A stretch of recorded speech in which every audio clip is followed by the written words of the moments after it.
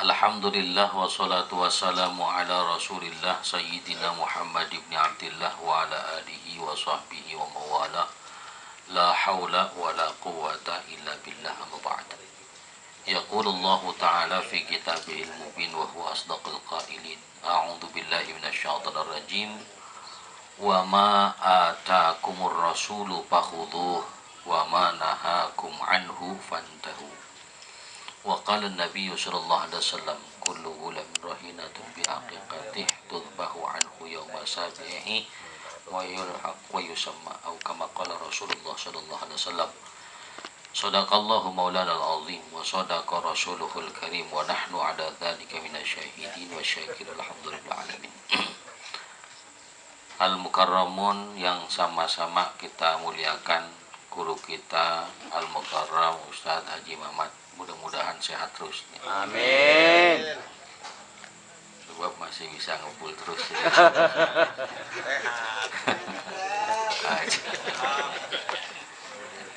Yang saya hormati juga guru kita Ustaz Rohbaini, Ustaz Nimin, Ustaz Bashir, juga sahibil bait sekeluarga, mudah-mudahan diberikan keberkahan oleh Allah Subhanahu wa taala.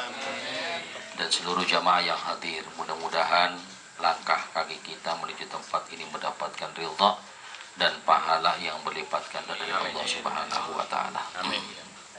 Alhamdulillah, puji syukur kehadrat Allah karena begitu banyaknya nikmat yang sampai hari ini kita bisa merasakan nikmat tersebut.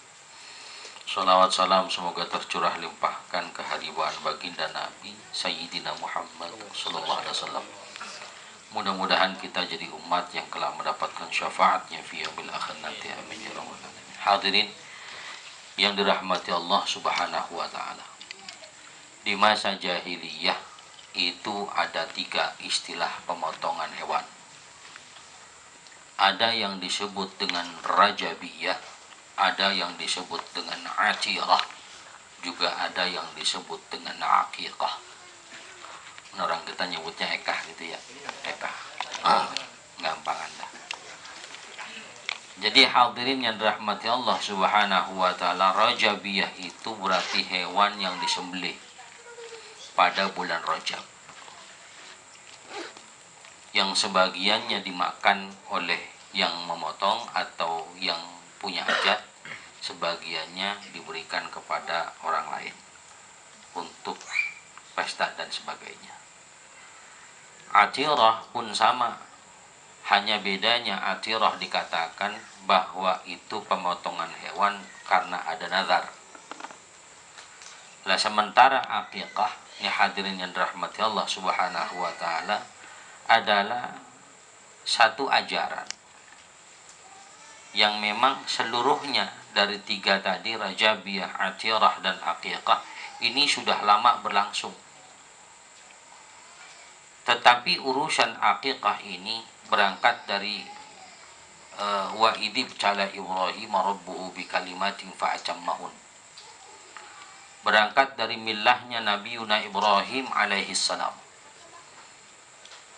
Walaupun ma'asyiral hadirin yang dirahmati Allah, beberapa ulama berpendapat tentang hukum daripada akikah itu sendiri.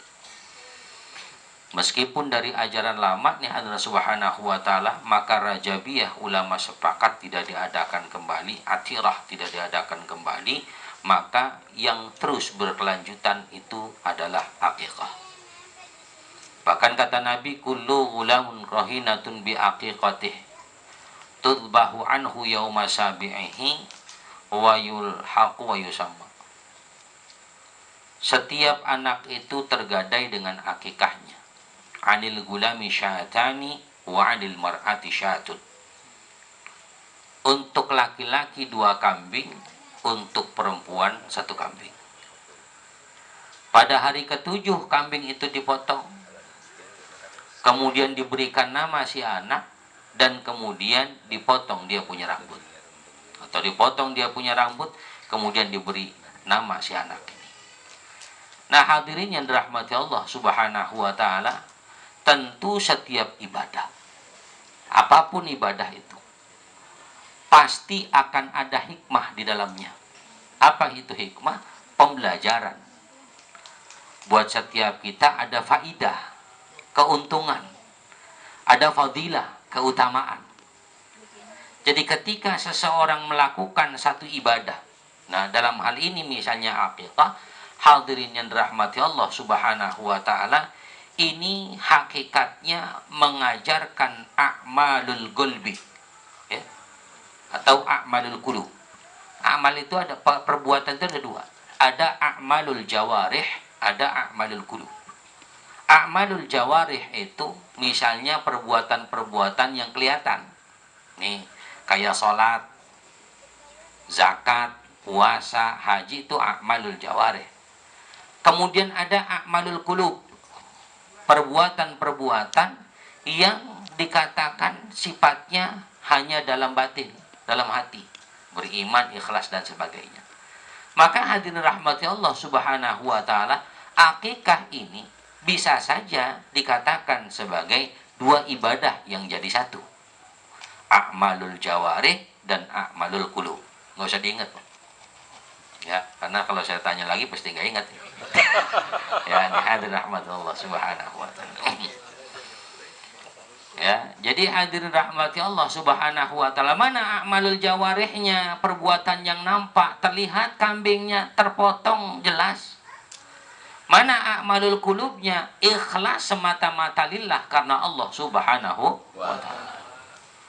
Maka orang yang berakikah, hadirin rahmati Allah, ini harus ada unsur ikhlas karena Allah. Karena bagaimanapun pertama ikhlas, kedua iman. Karena bagaimanapun ketika seseorang melakukan ibadah tanpa ikhlas, tanpa iman, pondasinya nggak ada berarti. Allah Subhanahu wa taala perintahkan gini. Ya ayyuhalladzina amanu aminu billahi wa rasulih. Ya ayyuhalladzina amanu, hai orang-orang yang beriman, aminu. Dipanggil nih, hai orang-orang beriman. Udah dipanggil orang beriman.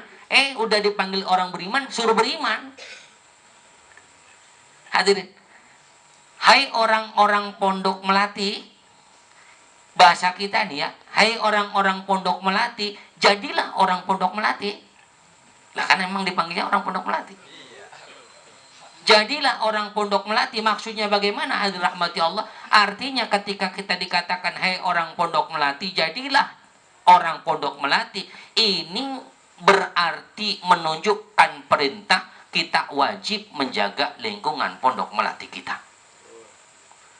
Begitupun ketika ya ayyuhalladzina amanu, hai orang yang beriman, aminu, berimanlah kalian billahi kepada Allah, wa rasulih dan kepada rasul, ini bermakna menjaga iman. Hadirin rahmati Allah Subhanahu wa taala. Karena iman ini gampang melesat. Ya. Mudah telocot. Kelocot. Coplok. Ya, yang Subhanahu wa taala. Mudah lepas. Iman gampang benar Allah Subhanahu wa taala. Satu contoh begini. Satu saat kita nggak gablek duit pisan dah. Ya. Agak pisan duit, pokoknya nggak punya duit pisan dah. Urusan sabrek-gabrek. Ya. Sengengkean bererot dah urusan. Ini Allah Subhanahu wa taala. Ya bini ongkoh, anak ongkoh dia. Ya Rabbi ya Karim. Hadirin rahmati Allah. Tiba-tiba ada utusan dari non-muslim datang ke rumah kita. Ini Allah Subhanahu wa taala. Ya. Enggak ngasih banyak dia. 500 juta misalnya. Kan? Nah, ini persoalan iman itu di situ. Ahasibannas. Banyak orang mengaku saya beriman tapi nggak diuji, ya percuma. Ya, ini Allah Subhanahu wa taala. Kalau dibayangin aja tuh, baru kita bayangin roman-romana. Ya, ini Allah Subhanahu wa taala. Atau gini. Ya, ada satu hadis Nabi Shallallahu alaihi wasallam yang la dhilla illa dhilluh. Ada orang yang nanti dapat naungan di surganya Allah, di mana tidak ada naungan lagi selain naungan Allah Subhanahu wa taala. Siapa di antaranya? Orang yang ketika dia berada dekat dengan seorang perempuan yang jamilah, cantik, berpakaian seksi, harum pula. Cuman kita berdua-duaan, hadir. Coba dah. Ya. Ini mah ini ya subhanahu wa ta'ala.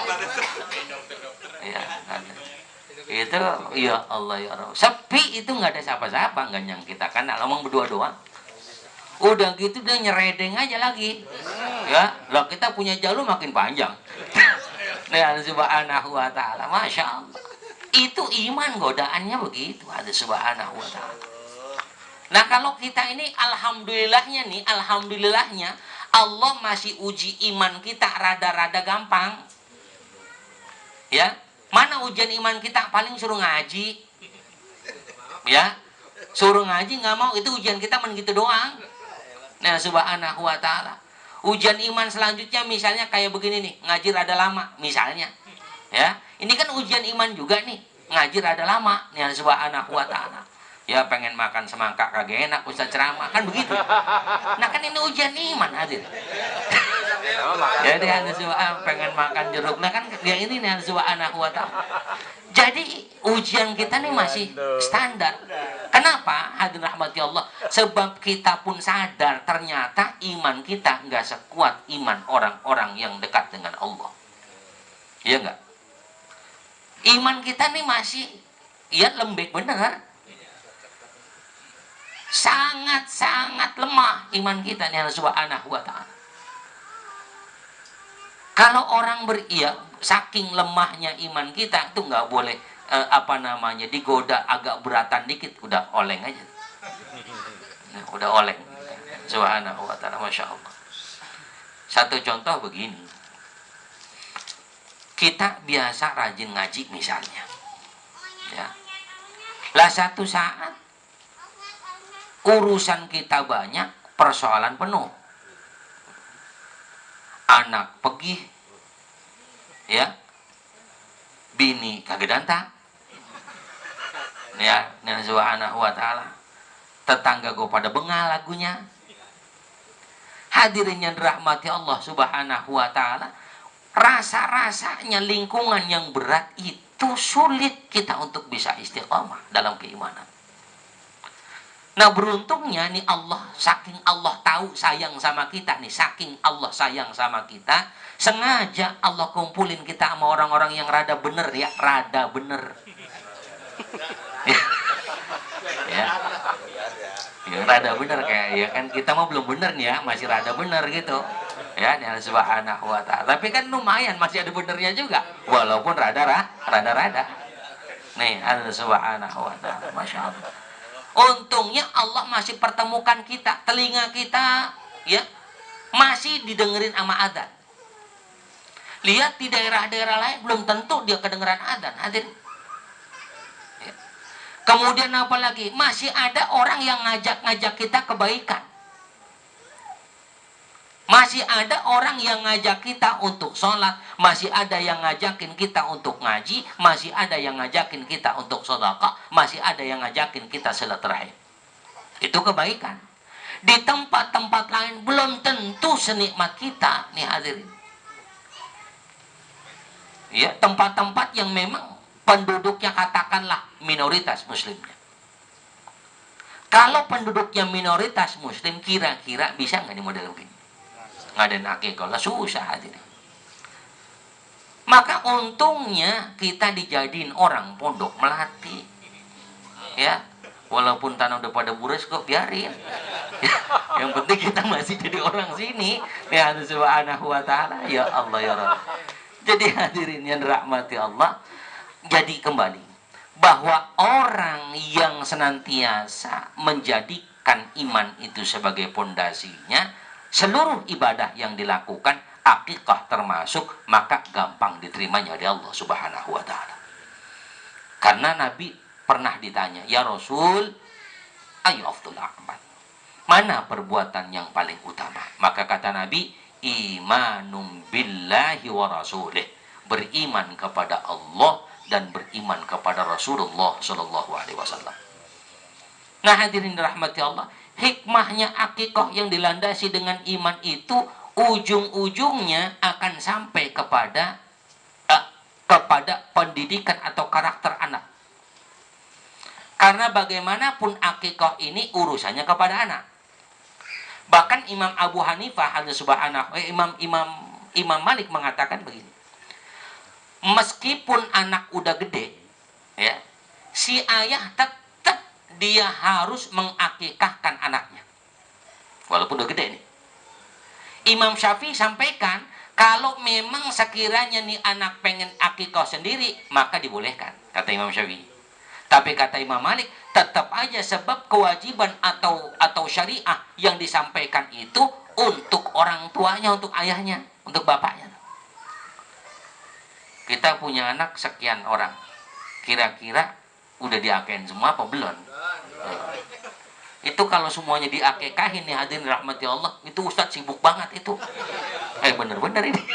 Ya, hadirin rahmati Allah subhanahu wa ta'ala, Masya Allah. Jadi ini perlu diakekahkan, ya. Jadi kapanpun, ya, kalau memang kita punya rezeki, akekahkan anak kita. Walaupun anak kita udah punya cucu misalnya, ya, walaupun anak kita udah punya cucu, nggak masalah. Tetap itu jadi amanah kita dari Allah. Ya, nggak usah digendong yang begitu mah. Ya, itu kepalanya nggak usah diusap-usap, jegugin aja. Hadirin yang dirahmati Allah subhanahu wa ta'ala. Ya nih, jadi itu mah nggak usah pakai keliling-keliling ya begitu mah ya, nih subhanahu wa ta'ala. Ma'asyiral hadirin. Jadi akikah itu sampai sebegitu, ya, sampai sebegitu. Karena memang kaitannya erat dengan pendidikan anak. Kullu mauludin yuladu 'alal fitrah. Setiap anak yang dilahirkan itu dalam keadaan suci. Fabawahuma, maka tergantung kedua orang tuanya. Yuhawwidani, yunassirani, au yumajjisani. Dia jadi Yahudi, Nasrani atau Majusi, dia jadi orang yang beriman, orang kafir dan sebagainya. Itu bagaimana pendidikan kita terhadap anak-anak kita. Kita nggak benar, hadirin rahmati Allah. Kita sadar betul kok kita masih rada-rada benar tadi. Ya, baru rada benar. Maka hadirin paling tidak ketika kita mengakikahkan anak kita, itu sudah mengajarkan keimanan kepada anak kita. Berarti ketika seseorang diakikahkan, menanamkan iman dasar untuk Allah subhanahu wa ta'ala, iman dasar kepada Rasulullah sallallahu alaihi wasallam. Jadi hadirin rahmati Allah subhanahu wa ta'ala, begitu pentingnya akikah itu, ya, sangat penting bahkan. Bahkan hadirin rahmati Allah subhanahu wa ta'ala, ada pendapat ulama, jikapun seseorang yang tidak sanggup akikah untuk anak laki-lakinya 2 ekor, maka boleh kok 1 ekor. Saya pernah sampaikan, boleh 1 ekor, atau misalnya mau dicicil, silahkan. Ya, cuman nggak ada leasing kambing sih ya. Kambing ada nggak dileasingin? Nggak ada, subhanahu wa ta'ala ya. Mau dibetot, sebab leasing ntar bingung betot ya, udah dipotong. Ya. Nih hadirin Allah subhanahu wa ta'ala. Ya. Masyaallah hadirin. Jadi Masya Allah, orang yang saking pentingnya itu akikah, sampai-sampai sekalipun ini anak yang harusnya 2, boleh kok 1. Ya, boleh 1. Pendapat lain mengatakan boleh saja, misalnya ada orang yang punya kelebihan rezeki, boleh nggak dia berakikah dengan 1 sapi? Silakan. Bagaimana kalau ternyata dia punya anak 7? Maka cukup dia beli sapi 1, masih boleh. Ya, ya Allah, 1 aja gue belum saya akikahin, bagaimana 7? Ya, lah 1 aja gue kagak kebeli misalnya. Ya paling tidak ada niatun gawiyah. Ya, nih. Ada keinginan kuat untuk melakukan itu. Sebab begini, niatul mu'min khairum min amalih. Niatnya orang beriman itu lebih baik daripada perbuatannya. Jadi niat aja terus. Ya, ya, jadi niat aja terus. Yang penting niat dulu lah. Innamal a'malu binniyat. Sebab hadirin rahmati Allah subhanahu wa ta'ala, awas nih ya. Azam sama niat tuh beda. Kalau azam itu nggak berat-berat amat keinginannya, tapi kalau niat tuh berusaha betul. Ya, hadirin, nonton dangdut itu azam apa niat? Coba. Ya, sebab hujan-hujan dia berangkat juga sih. Ya, gerimis-gerimis dia nyampe juga nih subhanallah. Berarti kan niat itu. Ya. Tapi urusan sembahyang nggak niat, azan. Pada lemah sih. Ya. Nih, makanya Masya Allah subhanahu wa ta'ala seringkali kita balikan keadaan. Kalau urusannya maksiat, misalnya pengen nonton dangdut, ya nonton dangdut, langit gelap bener gitu. Paling kata kita, ntar gue terangkan gitu ya. Ya. Tapi kalau urusan ngaji dah, pas langit lagi gelap banget nih ya, kata kita, wah bakal hujan gede ini. Tuh bisa berubah kita ya, subhanallah. Ya Allah ya Rabb. Aji bener dah orang kita ya. Masyaallah hadirin yang dirahmati Allah subhanahu wa ta'ala. Kenapa kemudian penting sampai kita harus tanamkan keimanan kepada anak-anak kita? Hadirin, kita ini punya usia terbatas. Kullu nafsin dha'iqatul maut wa li kulli ummatin ajal. Setiap orang itu ada batasnya. Sekalipun ada Nabi Nuh misalnya, dia punya umur 1000, ya kan sampai 1900 sekian. Lah sementara kita paling banter 70, 80. Yang umur 80 gua udah jarang ketemu kita ya. Masih ada orang tua 80 di sini. Udah kagak ada udah. Ya. Berarti kalau 80 udah habis, berarti kita yang level-level 70 ini kira-kira. Ya subhanahu wa ta'ala. Ya. Antara orang-orang yang 70 udah pada kagak, berarti kita level 60 begitu. Ya kan ya, subhanahu wa ta'ala. Jadi ketika kita sadar bahwa diri kita ini bakal menemukan yang namanya kematian, disitulah kemanfaatan anak kita. Bagenda urusan kita mah kali emang belum sempat kita beribadah, bagenda. Biarin kita kali belum sempat sedekah rajin, biarin. Biarin kita nggak rajin silaturahim, biarin kita nggak rajin ngaji, kali ninggang di anak, jangan sampai kayak begitu. Ya, nih subhanahu wa ta'ala. Maka ketika kita meninggal dunia, mau tidak mau yang kita minta itu al-mautu kal gharq. Orang mati itu kayak orang tenggelam. Ya. Siapa yang diharapkan pertolongannya? Anak, nggak ada lain. Maka hadir rahmati Allah, anak yang sudah diakikahkan itu syafaatnya sampai kepada orang tua yang mengakikahkan. Makanya saya sering banget agak apa ya, kritis sedikit lah. Ya, kritis sedikit tentang kenapa sih akikah semurah itu kalah dengan rokok sebanyak itu. Kan gitu ya. Kan rokok kita sebungkus sehari sebungkus berapa tuh? 20.000 taruh. Ya, taruh mana kayaknya tuh? Ya. 20.000 kali sebulan berapa? Nah, 600. Berarti kan 2 bulan udah kebeli kambing. Lah yang aneh lagi nggak ngerokok kok nggak bisa beli kambing, aneh lagi. Ya bodo amat tadi mah. Ya. Ini harus subhanahu wa ta'ala. Jadi ini perlu kritis urusan ibadah hadirin. Ya. Harus maksain, nggak bisa enggak urusan ibadah.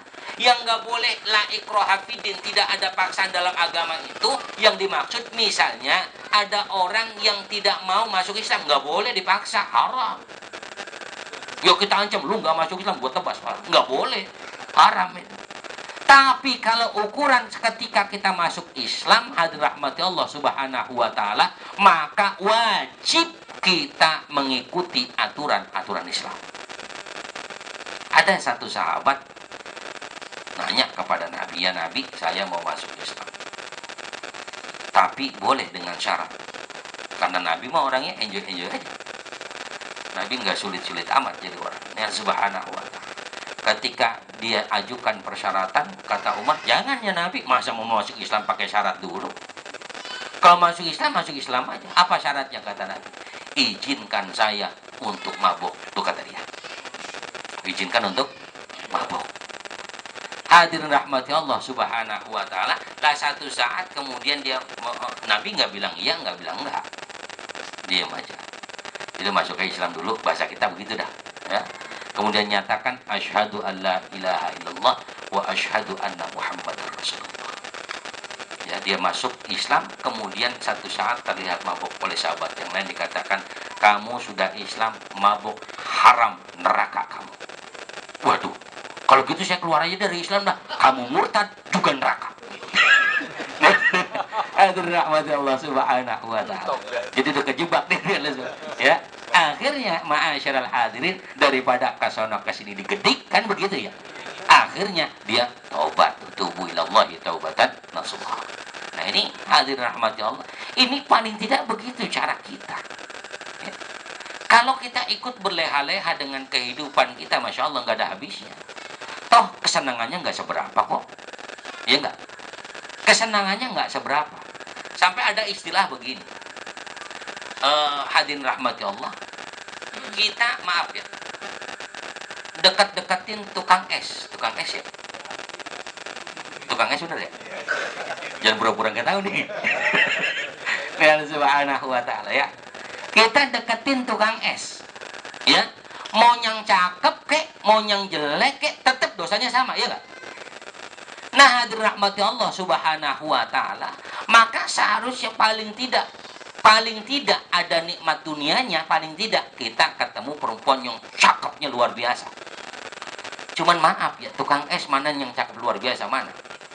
Ketimbang begitu kan nggak ada. Jadi hadirin rahmati Allah subhanahu wa ta'ala, ketika kita deketin nih orang yang begitu, misalnya kita deketin perempuan yang begitu, maka hadirin yang rahmati Allah, di dunianya ruginya apa? Timbang deketin orang jelek kita pakai bayar, tuh ya, kan rugi nggak tuh? Rugi ada subhanahu wa ta'ala. Mampus kita misalnya, ya, maka masuk neraka nggak tuh? Masuk neraka. Dunia akhirat jadi rugi. Paling nggak dunianya rada untung dikit kan mendingan, ya. Mau maaf, maksud saya jablay rada cakepan dikit begitu. Ya Allah ya Rabbi subhanahu wa ta'ala, ya paling nggak rada mendingan begitu, ya. Dunianya rada bener, walaupun nanti masuknya neraka. Nah hadirin rahmati Allah subhanahu wa ta'ala, syukur ya, kita bisa menjadi orang yang senantiasa di dunianya baik, di akhiratnya pun mendapatkan kemuliaan dari Allah subhanahu wa ta'ala. Hadirin yang rahmati Allah, begitu luar biasa syariah disampaikan kepada kita. Kata Allah dalam Al-Quran, wa ma atakumur rasulu fakhuduh wa ma nahakum anhu fantahu. Apa yang dibawa Nabi ambil, apa yang dilarang Rasul tinggalkan. Maka ketika orang sudah hidup dengan cara itu, insya Allah bahagia dunia dan akhiratnya. Apa sih orang bahagia itu? Di antara cirinya kan arba'u min sa'adatil mar'i antakuna zaujatuhu salihah. Pertama, punya bini biar kata cakep, yang penting soleha. Ya, biar kata cakep, yang penting soleha. Biarin kaya mah, ya, ya subhanahu wa ta'ala, yang penting soleha. Ya, biar kata cakep juga biarin. Yang kedua, wa auladuhu abrara. Orang bahagia itu punya anak yang berbakti. Tiap hari doain orang tuanya. Ya, bukan nyumpahin, bukan. Orang tuanya didoain tiap hari. Wa auladuhu abrara. Nggak bisa lihat orang tuanya susah tuh, nggak bisa. Pengennya bawahnya pengen nyenengin orang tua terus. Wa auladuhu abrara. Kemudian wa khulaqa'uhu sholihin. Begaulnya sama orang-orang yang baik. Mana orang baik itu? Sering ngingetin kebaikan. Itu orang baik.